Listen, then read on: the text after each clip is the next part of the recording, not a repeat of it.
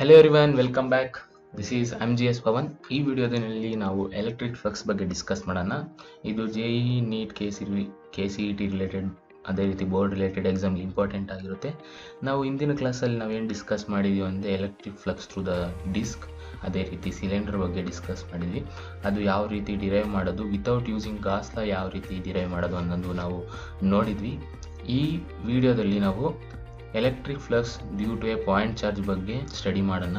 Electric flux ಅನ್ನೋದು point ಚಾರ್ಜಲ್ಲಿ ಯಾವ ರೀತಿ ಪ್ರೊಡ್ಯೂಸ್ ಆಗುತ್ತೆ, ಅದು ಯಾವ ರೀತಿ ಕ್ಯಾಲ್ಕುಲೇಟ್ ಮಾಡ್ತಾರೆ, ಅದರ ಇಂಪಾರ್ಟೆನ್ಸ್ ಏನು ಅನ್ನೋದು ಈ ವಿಡಿಯೋದಲ್ಲಿ ಡಿಸ್ಕಸ್ ಮಾಡೋಣ.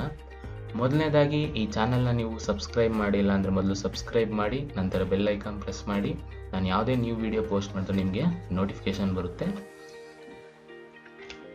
ನಿಮಗೆ ಕ್ಲಿಯರಾಗಿ ಇನ್ನೂ ಅರ್ಥ ಆಗಬೇಕು ಅಂತ ಅಂದರೆ ನಾನೊಂದು ಹೇಳ್ತೀನಿ. ನಾನು ಮಾಡಿರೋ ವೀಡಿಯೋಸ್ ಎಲೆಕ್ಟ್ರಿಕ್ ಫ್ಲಕ್ಸ್ ಎಲ್ಲ ಫಸ್ಟಿಂದ ಹಿಡಿದು ಇಲ್ಲಿವರೆಗೂ ನೀವು ಕ್ಲಿಯರಾಗಿ ಅಂಡರ್ಸ್ಟ್ಯಾಂಡ್ ಮಾಡಿಕೊಂಡ್ರೆ, ನಾನು ಇನ್ಬಿಟ್ಟು ಒಂದು ಟಾಪಿಕ್ಕು ಇನ್ನೊಂದು ಟಾಪಿಕ್ಕು ಕನೆಕ್ಷನ್ ಇದೆ. ಸೊ ನಾನು ಅವಾಗ ಅದು ಹಿಂದೆ ಟಾಪಿಕ್ನಲ್ಲಿ ಡಿಸ್ಕಸ್ ಮಾಡಿದ್ರೆ ಅದನ್ನ ಸ್ಕಿಪ್ ಮಾಡಿ ಜಸ್ಟ್ ಆ ವರ್ಡ್ ಹೇಳ್ತೀನಿ, ಆವಾಗ ನಿಮಗೆ ಕ್ಲಿಯರಾಗಿ ಅರ್ಥ ಆಗುತ್ತೆ. ನೀವು ಡೈರೆಕ್ಟಾಗಿ ಇಲ್ಲಿ ಬಂದರೆ ನಿಮಗೆ ಅರ್ಥ ಆಗುತ್ತೆ, ಅಂದರೆ ಸ್ವಲ್ಪ ಕಾಂಪ್ಲೆಕ್ಸಿಟಿ ಅಂತ ಅನಿಸುತ್ತೆ. ಸೊ ಅದಕ್ಕೆ ನೀವೇನು ಮಾಡಬೇಕಾಗುತ್ತೆ, ಎಲ್ಲ ಪ್ಲೇ ಲಿಸ್ಟ್ ಕ್ರಿಯೇಟ್ ಮಾಡಿದ್ದೀನಿ. ಆ ಪ್ಲೇ ಲಿಸ್ಟ್ ಕಂಪ್ಲೀಟಾಗಿ ವಾಚ್ ಮಾಡಿ, ಆವಾಗ ನಂತರ ನೋಡಿ ನಿಮಗೆ ಒಂದು ಕ್ಲಿಯರಾಗಿ ಐಡಿಯಾ ಬರುತ್ತೆ. ಇವಾಗ ನಾವು ಸ್ಟಾರ್ಟ್ ಮಾಡೋಣ. Electric flux produce by a point charge. Point ಚಾರ್ಜಲ್ಲಿ ಎಲೆಕ್ಟ್ರಿಕ್ ಫ್ಲಕ್ಸು ಯಾವ ರೀತಿ ಪ್ರೊಡ್ಯೂಸ್ ಆಗುತ್ತೆ? ನಮ್ಗೆ ಗೊತ್ತಿರೋದು point charge, positive point charge. So positive point charge electric field lines ಯಾವ ರೀತಿ ಔಟ್ವರ್ಡ್ಸ್ ಅಂತ ಬರ್ತಾ ಇರುತ್ತೆ. ಇಲ್ಲಿ ನಾವು circular shape, spherical shape consider ಮಾಡ್ತೀವಿ. ಸ್ಪೆರಿಕಲ್ ಶೇಪಲ್ಲಿ ಹಿಂಗೆ ಔಟ್ವರ್ಡ್ಸ್ ಎಲ್ಲ ಎಲೆಕ್ಟ್ರಿಕ್ ಫೀಲ್ಡ್ ಲೈನ್ಸು ಪಾಸ್ ಆಗ್ತಿರ್ತದೆ. ನಾವು ಇಲ್ಲಿ ಫ್ಲಕ್ಸ್ ಕಂಡುಹಿಡಬೇಕಂದ್ರೆ ಫಸ್ಟ್ ಏನು ಮಾಡಬೇಕು, ಫಸ್ಟ್ ಬಂದ್ಬಿಟ್ಟು ನಾವು ಯಾವ ಸರ್ಫೇಸಿಂದ ಫ್ಲಕ್ಸ್ ಫೈಂಡ್ ಔಟ್ ಮಾಡಬೇಕು ಅನ್ನೋದು ನಮಗೆ ಇಂಪಾರ್ಟೆಂಟು. ಆ ಸರ್ಫೇಸ್ ನಮಗೆ ಎಲಿಮೆಂಟಲ್ ಆಗಿ ಕನ್ಸಿಡರ್ ಮಾಡ್ತೀವಿ ಎಂದು ಯಾವ ರೀತಿ ಮಾಡೋದು ಅನ್ನೋದು ಇವಾಗ ನಿಮಗೆ ಹೇಳ್ತೀನಿ. The figure show the point charge placed at the centre of the spherical surface of radius R from which electric field lines are originate or coming out of the surface of a sphere. ನಮ್ಗೆ ಏನು ಅನಿಸಿದೆ, electric field lines coming out ಅಂತ, outside ಬರ್ತಿದೆ ಅಂತ ನಮ್ಗೆ ಅನಿಸಿದ್ದು positive charge ಆಗಿದೆ. For clarity and convenience only lower half of the sphere is drawn in the picture. ನಮ್ಮ ಕನ್ವೀನಿಯನ್ಸ್ ಆಗಲಿ ಅಂತ ನಾನು ಏನು ಮಾಡಿದ್ದೀನಿ, ಲೋಯರ್ ಎಮಿಸ್ಫಿಯರ್, ಈ ಎಮಿಸ್ಫಿಯರ್ ಅಂದರೆ ಈ ಹಾಫ್ ಆಫ್ ದ ಸ್ಪಿಯರ್ ಮಾತ್ರ ನಾನು ಡ್ರಾ ಮಾಡಿ ಅಲ್ಲಿ ಫ್ಲಕ್ಸ್ ಲೈನ್ ಮಾತ್ರ ಇಂಡಿಕೇಶನ್ ಮಾಡ್ತಾ ಇದ್ದೀನಿ. ಇದೇ ಥರ ಅಪ್ಪರ್ ಸೈಡ್ ಕೂಡ ಈ ಥರ ಫೀಲ್ಡ್ ಲೈನ್ಸ್ ಅನ್ನೋದು ಮೂವ್ ಆಗ್ತಾನೆ ಇರುತ್ತೆ.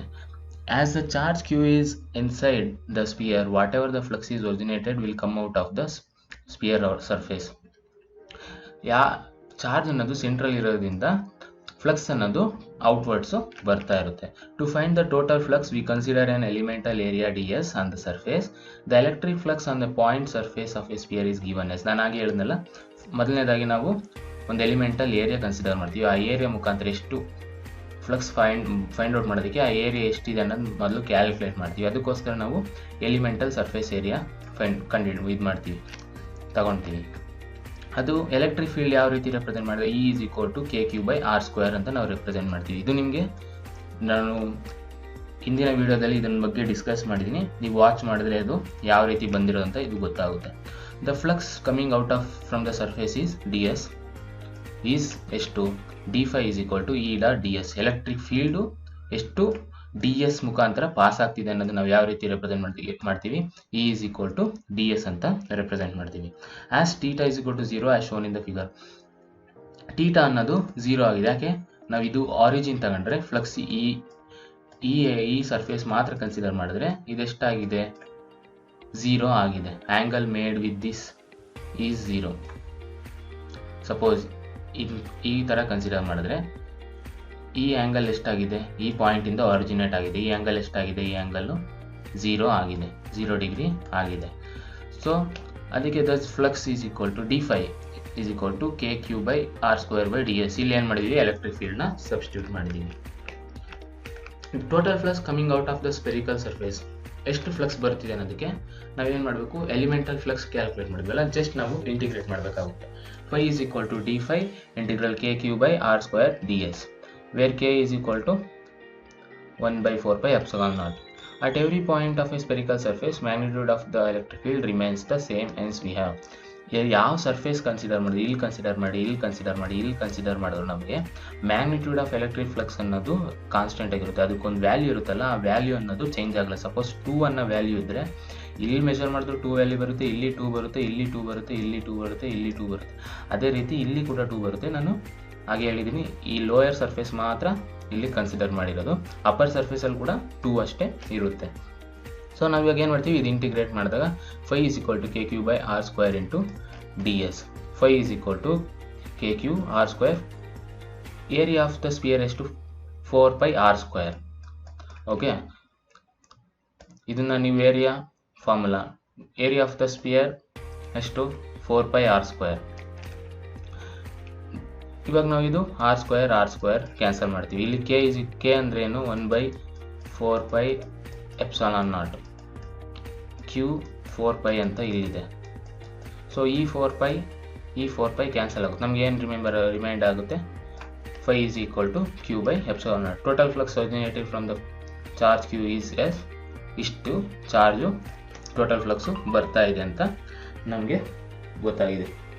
ನೆಕ್ಸ್ಟ್ ಬಂದು ನೆಗೆಟಿವ್ ಚಾರ್ಜ್ ಕನ್ಸಿಡರ್ ಮಾಡಿದ್ರೆ ಎಷ್ಟಾಗುತ್ತೆ, ಇದು ಔಟ್ವರ್ಡ್ ಹೋಗಿದೆ, ಅದೇ ಇನ್ವರ್ಡ್ ಬರ್ತಿರುತ್ತೆ ನೆಗೆಟಿವ್ ಚಾರ್ಜ್. ಯಾವಾಗ ಫ್ಲಕ್ಸ್ ಅನ್ನೋದು ನೆಗೆಟಿವ್ ಆಗುತ್ತೆ, ಯಾಕೆಂದರೆ ಇಲ್ಲಿ ಚಾರ್ಜ್ನ ನಾವು ಸೈನ್ನ consider ಮಾಡಬೇಕಾಗಿರುತ್ತೆ.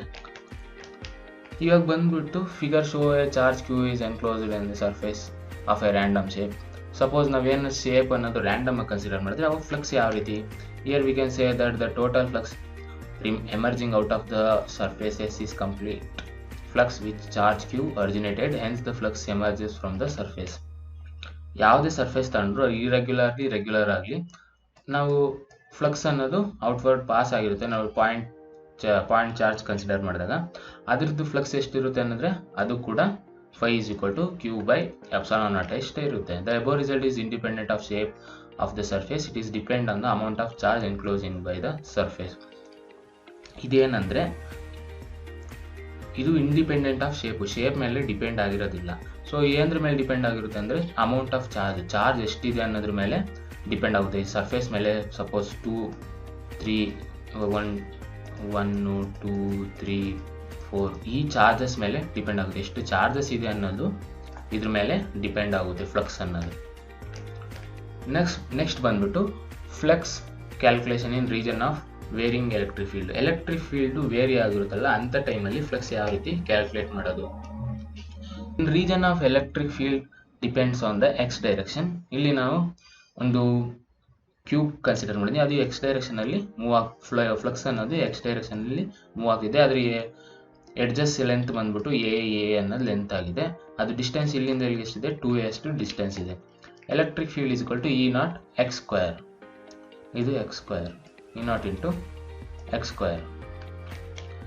In the cube of the edge shown in the figure from the front face of the electric flux goes as given as. Flux ಯಾವ ರೀತಿ ಮೂವ್ ಆಗುತ್ತೆ ಅನ್ನೋದು phi in is equal to E0 2a² ಇದು area ಎಷ್ಟಿದೆ, ಏರಿಯಾದಿದು ಇಲ್ಲಿಂದ ಇಲ್ಲಿ distance ಎಷ್ಟಿದೆ 2a ಅಷ್ಟು ಡಿಸ್ಟೆನ್ಸ್ ಇದೆ. ಸೊ ಅವಾಗ ಏನಾಗುತ್ತೆ, ಎಕ್ಸ್ ವ್ಯಾಲ್ಯೂ ಸರ್ಫೇಸ್ ವ್ಯಾಲ್ಯೂ ಎಷ್ಟಾಗುತ್ತೆ 2a² ಆಗುತ್ತೆ. ಸೊ ನೆಕ್ಸ್ಟ್ ಇಲ್ಲಿ ಎ ಅಂದರೆ ಎಕ್ಸ್ ವ್ಯಾಲ್ಯೂ, ಈ ಎಕ್ಸ್ ವ್ಯಾಲ್ಯೂ ಎಷ್ಟು, ಎಕ್ಸ್ ವ್ಯಾಲ್ಯೂ ಬಂದ್ಬಿಟ್ಟು ಎ ಅಂದಿದೆ. ಸೊ ಇಲ್ಲಿ a². ಸೊ ಅವಾಗ ಟೋಟಲ್ ಇದೇನು ಮಾಡುತ್ತೆ 2 2 4 E0 ಇಲ್ಲಿ a² ಆ್ಯಡ್ ಇದು ಪವರ್ಸ್ ಆ್ಯಡ್ ಆಗಿ a⁴ ಬರುತ್ತೆ. From the other surface of the flux coming out is given as. ಇದು ಒಂದು ಸೈಡು, ಈ ಸೈಡು ಕನ್ಸಿಡರ್ ಮಾಡಿದ್ವಿ ಈ ಫ್ಲಕ್ಸ್, ಈ ಸೈಡಿಂದ. Other surface coming out, in out ಎಷ್ಟಾಗ್ತಿದೆ, out is equal to E0 3a². 3a ಏನಕ್ಕಾಯಿತು, ಈ ಆರಿಜಿನ್ ಕನ್ಸಿಡರ್ ಮಾಡಿದ್ರೆ ಇಲ್ಲಿಂದ ಇಲ್ಲಿ ಡಿಸ್ಟೆನ್ಸ್ ಎಷ್ಟಿದೆ 3a ಇದೆ. ಸೊ ಎಕ್ಸ್ ವ್ಯಾಲ್ಯೂ ಎಕ್ಸ್ ಅಂದರೆ ಎಕ್ಸ್ ಇದಾಗುತ್ತೆ, ಇದರ ಡಿಸ್ಟೆನ್ಸ್ ಎಷ್ಟಾಗುತ್ತೆ ಡಿ ಅನ್ನೋದು, ಈ ಡಿಸ್ಟೆನ್ಸ್ ಎಷ್ಟಾಗುತ್ತೆ, distance is equal to 3 area ಎಷ್ಟಾಗುತ್ತೆ 3a². ಸೊ ಇದನ್ನು ಸ್ಕ್ವೇರ್ ಮಾಡಿದ್ರೆ 3a².a² 9ε0a⁴. ಇಲ್ಲಿ 9 ಯಾವ ಥರ ಬರುತ್ತೆ 3 3s 9, ಪವರು ಆ್ಯಡ್ ಆಗಿ a⁴ ಬಂದಿದೆ. Here phi out is greater than phi in of the cubical surface. ಇಲ್ಲಿ ಕ್ಯೂಬಿಕಲ್ ಸರ್ಫೇಸ್ ಕನ್ಸಿಡರ್ ಮಾಡಿದ್ದೀನಲ್ಲ, ಅದಕ್ಕೋಸ್ಕರ ಇಲ್ಲಿ phi in is equal to greater than phi out. Flux in ಒಳಗಡೆ ಬರ್ತಿದ್ದಲ್ಲ ಅದು ಕಡಿಮೆ ಇದೆ, ಯಾವುದು ಕಂಪೇರ್ ಮಾಡಿದ್ರೆ ಫ್ಲಕ್ಸ್ ಔಟ್ ಬರ್ತಿರೋದ್ರ ಬಗ್ಗೆ.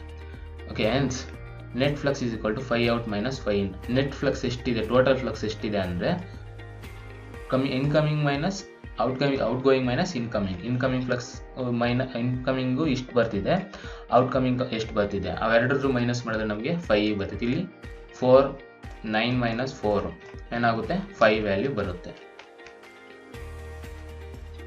Thank you for watching. ನಾನು ಈ ವಿಡಿಯೋದಲ್ಲಿ ಏನು ಎಕ್ಸ್ಪ್ಲೈನ್ ಮಾಡಿದ್ದೀನಿ ಅಂತಂದರೆ, ವಿತೌಟ್ ಯೂಸಿಂಗ್ ಗಾಸ್ ಲಾನು ನಾವು ಫ್ಲಕ್ಸ್ ಯಾವ ರೀತಿ ಫೈಂಡ್ ಔಟ್ ಮಾಡೋದಂಥದ್ದು ಡಿಸ್ಕಸ್ ಮಾಡಿದ್ದೆ. ನಿಮಗೆ ಈ ವಿಡಿಯೋ ಇಷ್ಟ ಆಗಿದ್ರೆ ಪ್ಲೀಸ್ ಲೈಕ್ ಮಾಡಿ, ಅದೇ ರೀತಿ ನಿಮ್ಮ ಫ್ರೆಂಡ್ಸ್ ಜೊತೆ ಶೇರ್ ಮಾಡಿ. Thank you for watching. Please do like and subscribe to my channel. Subscribe ಮಾಡೋದು ಮರಿಬೇಡಿ. Thank you. ನೀವು ಅದೇ ರೀತಿ ನಿಮ್ಗೆ ಏನಾರ ಡೌಟ್ ಇದ್ದರೆ ಕಮೆಂಟ್ ಮಾಡಿ.